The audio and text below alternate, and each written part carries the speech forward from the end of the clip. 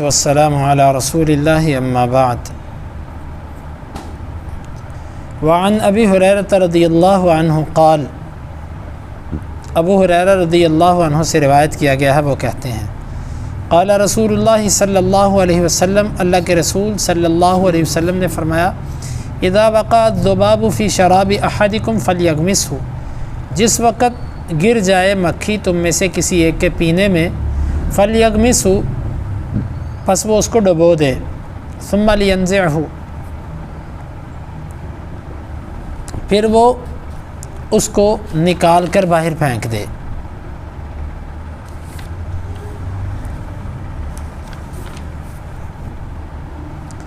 فَإِنَّ فِي أَحَدِ جَنَاحَيْهِ دَاءً وَفِي الْآخَرِ شِفَاءً، بے شک اس کے دو پروں میں سے ایک کے اندر بیماری ہے اور دوسرے پر کے اندر شفا ہے۔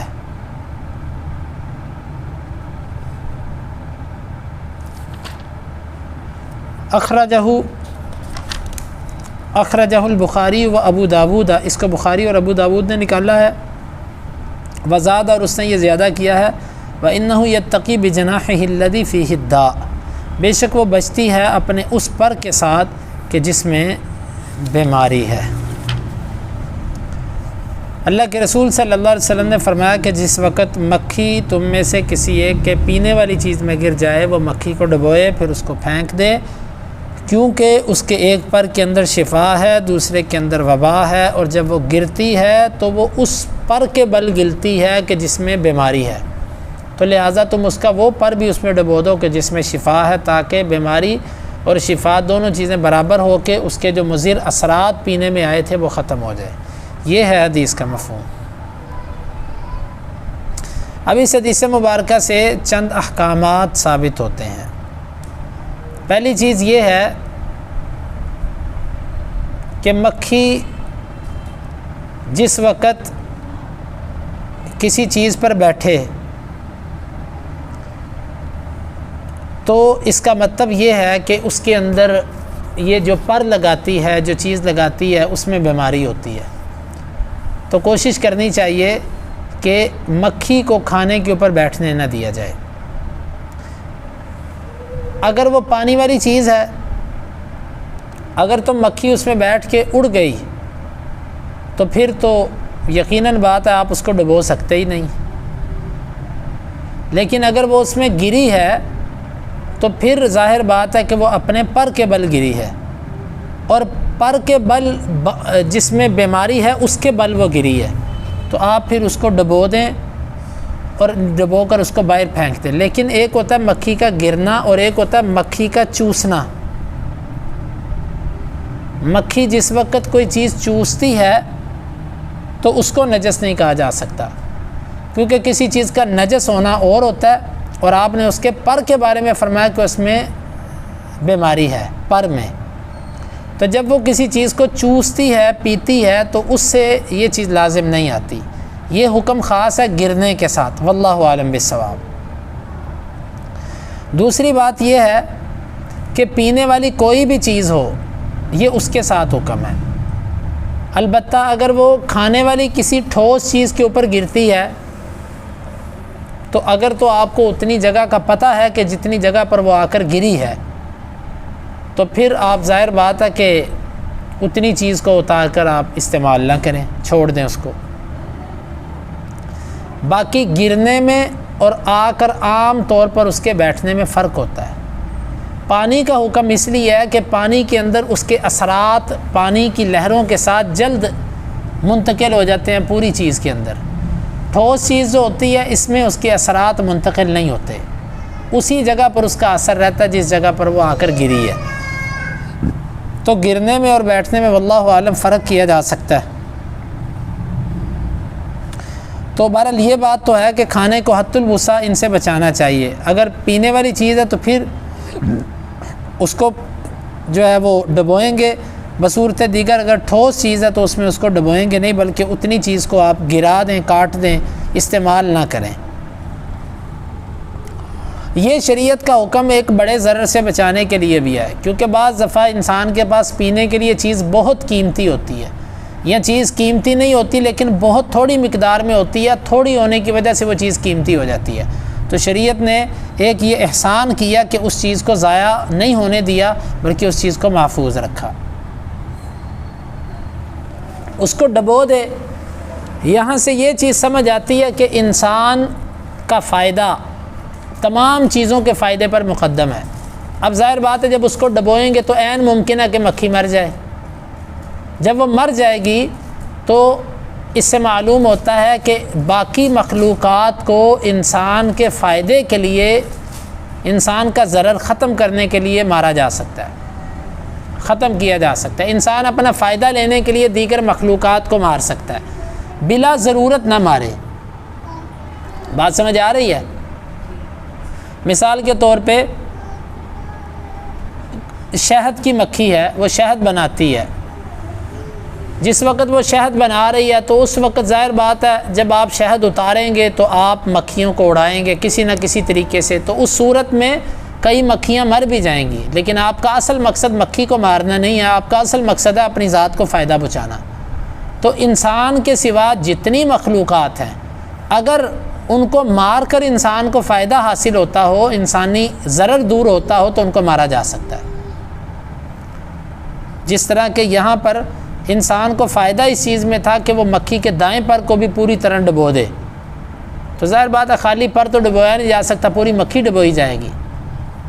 تو اس لیے یہ حکم جو ہے، اس سے یہ قاعدہ بھی سمجھ آتا ہے کہ کوئی بھی جانور جو ہے وہ انسان، کیونکہ اللہ نے قرآن میں فرمایا هو الذی خلق لکم ما فی الارض جمیعا، اللہ تعالیٰ نے زمین میں جو کچھ ہے وہ سب تمہارے لیے پیدا کیا، یعنی تم اس سے فائدہ اٹھاؤ، تو یہ ہے اس کا مطلب۔ اور اسی طرح یہ ضروری نہیں ہے کہ یہ پانی آپ پئیں، اگر آپ کی طبیعت نہیں مانتی تو آپ نہ پئیں، لیکن شریعت نے آپ کو یہ ایک حکم بتا دیا کہ بھئی آپ اس کو استعمال کر سکتے ہو لیکن اس طریقے سے۔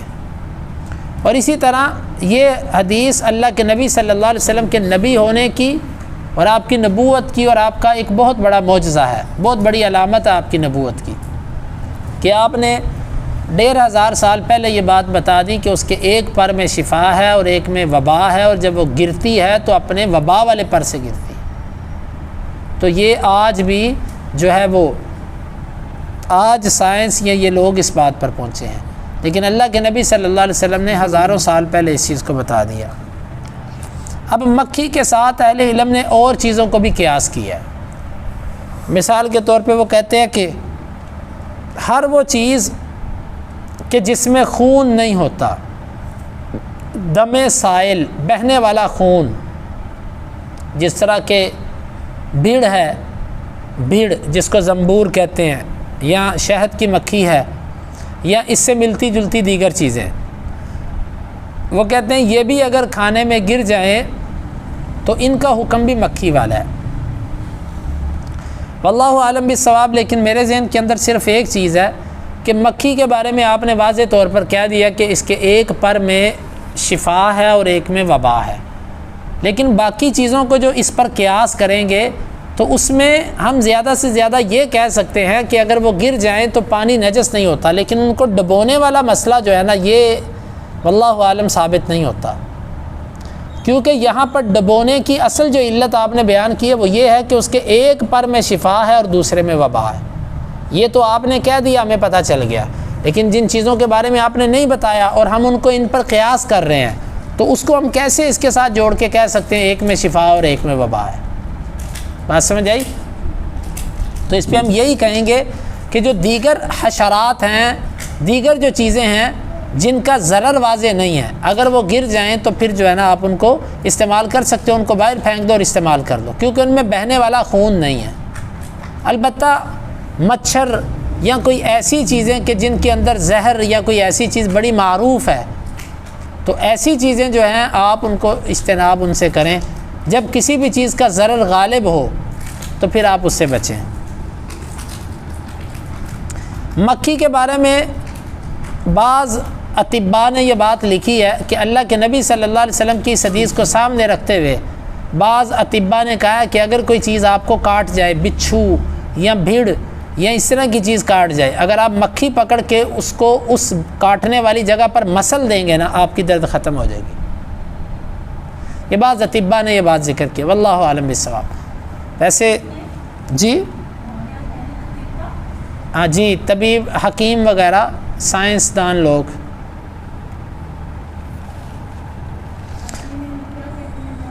وہ کہتے ہیں کہ اگر کوئی بچھو وغیرہ یا بھیڑ وغیرہ انسان کو کاٹ لے نا، تو مکھی کو وہ پکڑ کے اگر انسان اس کاٹی ہوئی جگہ پر مسل دے، پکڑ کے رگڑ دے اس جگہ پر، یعنی پوری طرح مار کے اس کے اوپر ایسے مسل دے، تو اس سے اس کے جو دائیں پر کی جو شفا ہے نا، اس کی وجہ سے اللہ تعالیٰ اس تکلیف کو رفع کر دے گا۔ واللہ عالم بالصواب۔ بہرحال یہ بات انہوں نے لکھی ہے۔ تو اسی سے اہل علم نے، یعنی کہ دم سائل بہنے والا خون نہیں ہوتا، اور خون کی وجہ سے یہ احکام بدلتے ہیں، تو اہل علم نے کہا کہ جس کے اندر بھی خون نہیں ہے اس کو اس کے اوپر قیاس کیا جا سکتا ہے۔ واللہ عالم بالصواب۔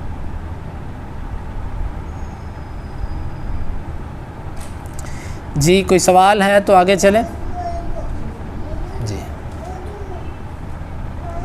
تو اس سے یہ بات تو معلوم ہو گئی کہ مکھی وغیرہ اگر کسی چیز میں مر جائے تو وہ نجس نہیں ہوتی۔ جی یہی اس کا باب سے تعلق ہے۔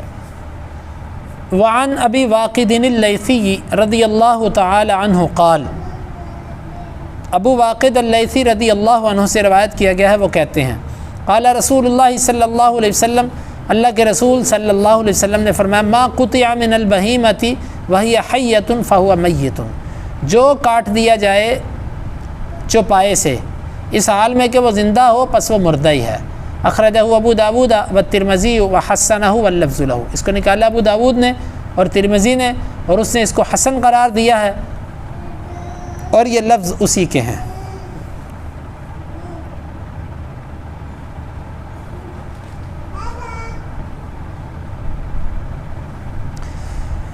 اس حدیث کا معنی یہ ہے، اس کا پس منظر پہلے سمجھ لیں۔ پس منظر اس کا یہ ہے کہ اللہ کے نبی صلی اللہ علیہ وسلم جس وقت مدینہ تشریف لائے تو بعض لوگوں کے ہاں یہ ایک بڑا ظالمانہ رواج یہ تھا کہ وہ فخر اور تکبر کرتے ہوئے کھڑے اونٹ کی کوہان کاٹ دیا کرتے تھے۔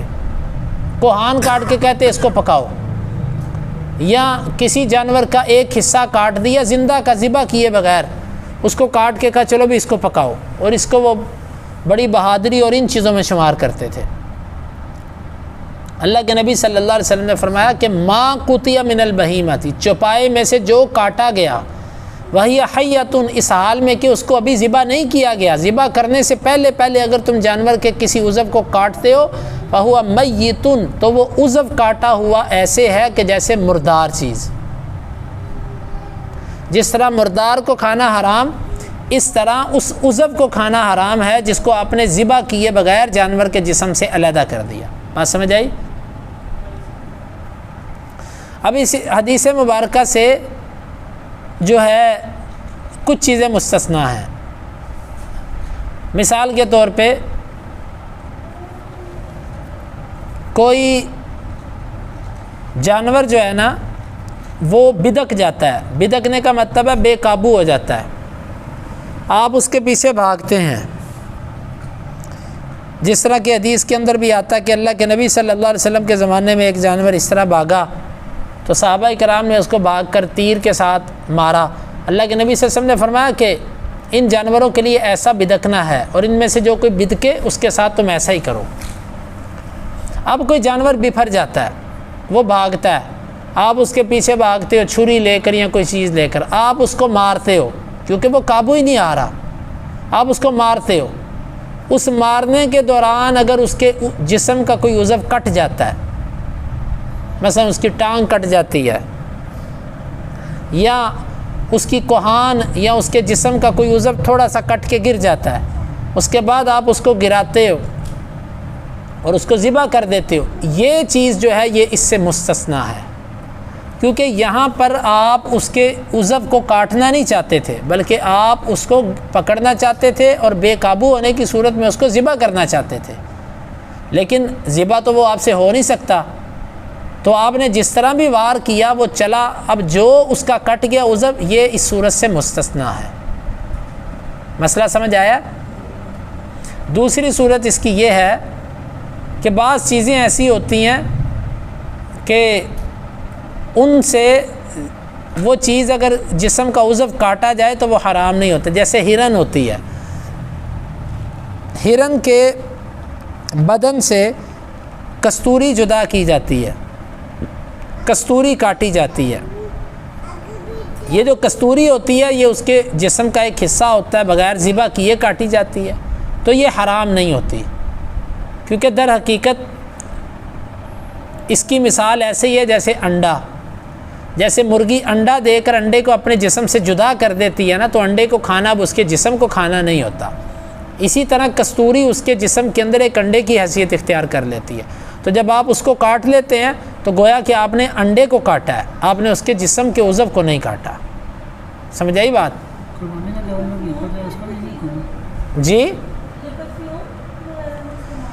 جی کستوری جو ہے نا، اصل کستوری وہ تو ان میں استعمال نہیں ہوتی، کیونکہ وہ تو بہت مہنگی ہوتی ہے، بہت مہنگی ہوتی ہے. وہ تو لاکھوں کے اندر تولہ ہوتی ہے، چھوٹی سی تولہ وہ ان میں کہاں استعمال ہوتی ہے.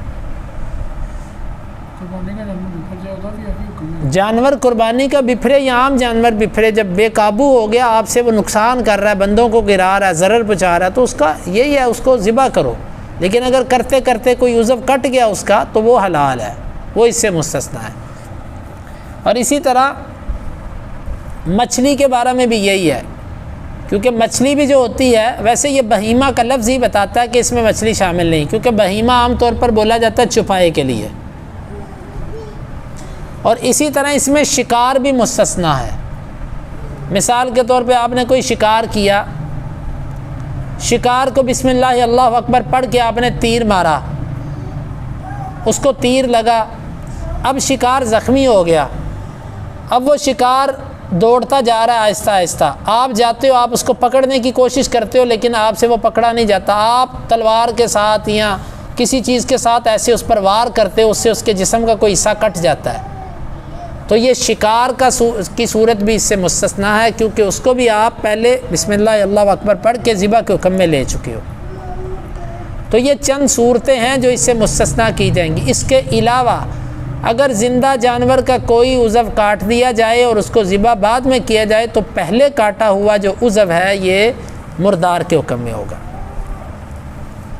اب اس حدیث کا باب سے کیا تعلق ہے؟ تو باب سے بظاہر اس کا تعلق یہ بنتا ہے کہ وہ کاٹا ہوا ٹکڑا وہ مردار کے حکم میں ہے، اور جو مردار ہے اگر یہ پانی میں گر جائے تو یقیناً اوصاف ثلاثہ کے بدلنے کی وجہ سے پانی نجس ہو جائے گا. تو ایسا کاٹا ہوا عضو اگر پانی میں گرتا ہے اور اس میں جو خون بھی لگا ہوا ہے، وہ خون ظاہر بات ہے نجس ہے، کیونکہ اس کو پراپر شرعی طریقے سے ذبح نہیں کیا گیا. اس کا جو ابھی خون ہے اس کے اندر وہ نجس کے حکم میں ہے. تو اس وجہ سے جس پانی میں یہ ٹکڑا گر جائے وہ پانی بھی نجس ہو جائے گا اگر وہ صاف بدل جائیں. تو یہ ہے اس حدیث مبارکہ کا باب سے تعلق. جی یہ ہمارا باب مکمل ہوا. ان احادیث کے حوالے سے اگر آپ کا کوئی سوال ہے تو کیجیے.